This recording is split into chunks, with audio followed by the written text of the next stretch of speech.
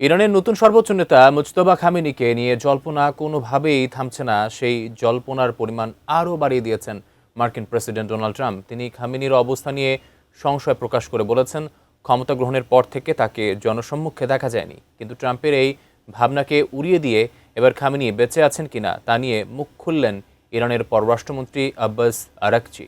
বিস্তারিত ডেস্ক রিপোর্টে। যুদ্ধ শুরুর পরপরই ইরানের সর্বোচ্চ নেতা আয়াতুল্লাহ আলী খামেনি নিহত হন। এর কয়েকদিন পরই ছেলে মুজতবা খামেনি বাবার স্থলাভিষিক্ত হন। কিন্তু মুজতবা খামেনি বেঁচে আছেন কিনা তা নিয়ে বরাবরই সংশয় প্রকাশ করে আসছে যুক্তরাষ্ট্রের প্রেসিডেন্ট ডোনাল্ড ট্রাম্প। কিন্তু সেই সংশয়ের অবসান ঘটালেন ইরানের পররাষ্ট্রমন্ত্রী আব্বাস আরাকচি।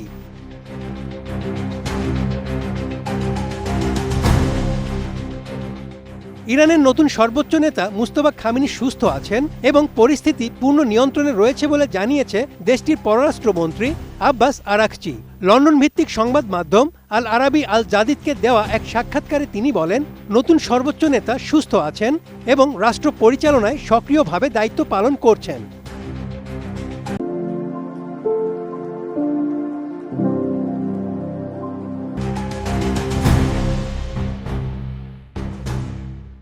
তিনি আরও বলেন, এখন পর্যন্ত যুদ্ধ বন্ধে কোনো নির্দিষ্ট উদ্যোগ আলোচনার টেবিলে নেই।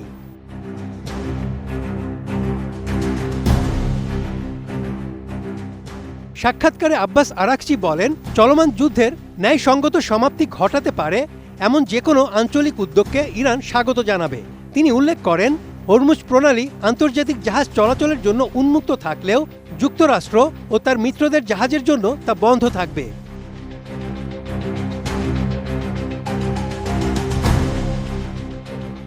এদিকে মার্কিন প্রেসিডেন্ট বলেন, মুজতবা আদৌ বেঁচে আছেন কিনা আমি জানি না। এখন পর্যন্ত কেউ তার উপস্থিতির প্রমাণ দিতে পারেনি।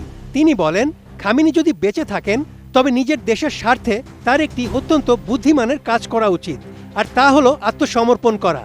তবে সাক্ষাৎকারে ট্রাম্প অবশ্য মুজতবা খামেনির মৃত্যুর খবরকে একটি গুজব হিসেবেও আখ্যায়িত করেন।